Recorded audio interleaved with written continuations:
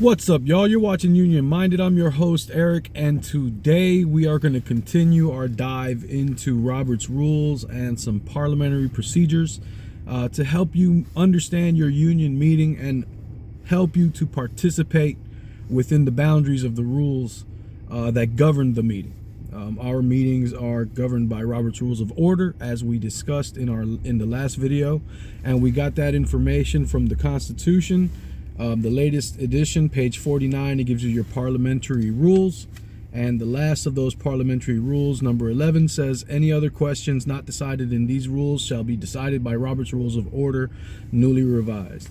Now, with that being said, I told you I would talk to you about the cheat sheet because we went over that. And this comes from Jim Slater, who's an attorney, certified professional parliamentarian teacher. He's got a website that I'll link into the description box for you, so you can check him out. Now, we're not going to go over the entire cheat sheet. We're just going to kind of go over the first couple, just due to time. You know, folks get tired of listening after a while. So let's start with the main business, right? These are going to be listed in order of importance, and so I'm going to start at the lowest level, and then the other motions that we'll talk about can be introduced on top of that one, or take precedence to the one before it. So we'll start with, you want to bring business before the assembly. They call this a main motion. What you say once you raise your hand and you're recognized and you step to the mic, you say, "I move that," and you state what you want to do. Now, the next column on the cheat sheet says, is this something that you can interrupt the chair for? No, it's not something that you can interrupt. You have to raise your hand and be recognized.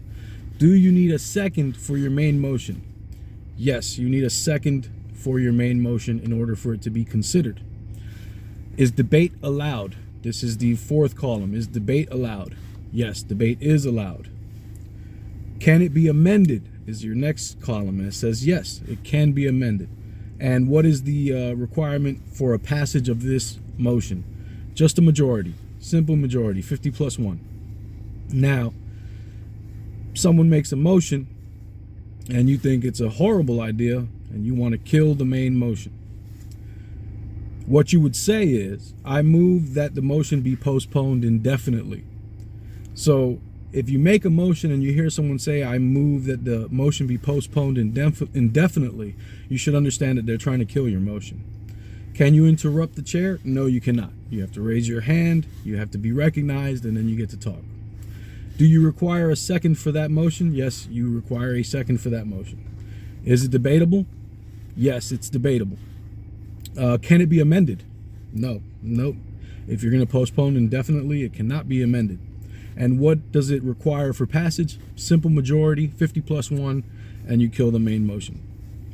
Now, if you want to modify the wording of a motion, someone makes a motion, you think it should be stated slightly differently, maybe add a couple of words for context, you would move to amend the motion by, and then add whatever you're going to add. Can you interrupt the chair? No, you cannot interrupt the chair for that. Do you need a second? Yes, you need a second. Is it debatable? Yes, it's debatable. Can it be amended? Yes, it can be amended. There can be an amendment to an amendment. And what's the vote for passage? Simple majority, 50+1. Now, sometimes you may think that something needs to be studied a little more. In that case, you may want to refer a motion to committee. Now, if you want to do that, you would move to refer the motion to blase committee. And you cannot interrupt the chair for that one. You would need a second, absolutely. It is definitely debatable and amendable, and it's a simple majority for the passage. And this cheat sheet is amazing because that's how it breaks it down for you. So it's very easy to understand. It gives you common things that happen during a meeting or that people do during meetings to move business along. The next one would be postponed to a certain time. So you want to postpone that motion until something else, a later date down the road.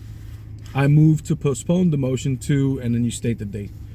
Can you interrupt the speaker? No, you cannot interrupt the speaker. You need to be recognized.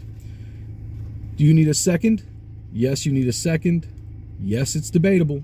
Yes, it can be amended, and a simple majority will pass that motion. Say you want to limit or extend debate.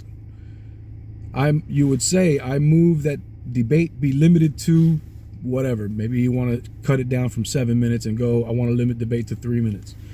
You cannot interrupt the chair to do that. You do need a second. It is not debatable. It can be amended, and you need a 2/3 majority. So 66% of the room. Say you want to close debate. I move the previous question. You're done with debating. You want to take the vote. You're done. We've debated this long enough. Let's take the vote. I move the previous question. Once again, you cannot interrupt the chair for that. You do need a second. It is not debatable. It is not amendable, and it requires 66%, 2/3 vote to pass. And that's how you would close the debate on a motion. To lay aside temporarily, I move to lay the question on the table. So maybe you want to postpone it or set it aside and take care of something else in the meanwhile. You can't interrupt the chair. Yes, you need a second. It's not debatable, nor is it amendable, and a simple majority will get it done.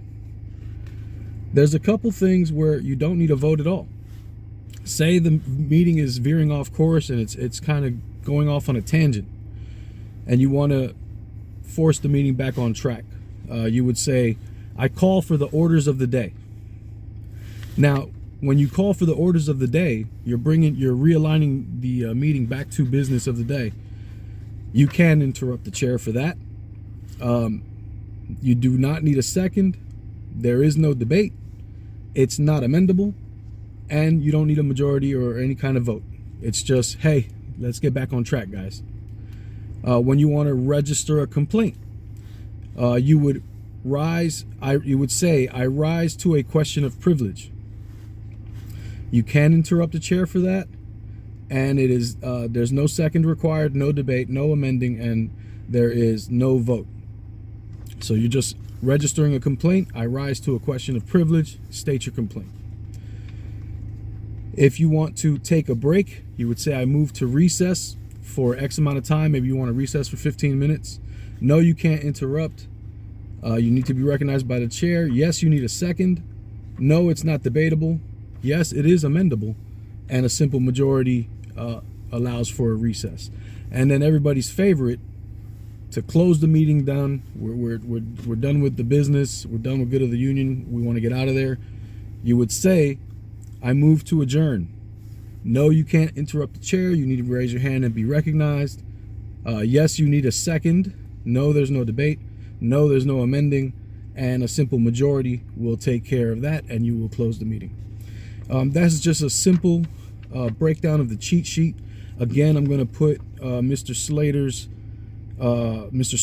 website into the description box so you can look it up yourself.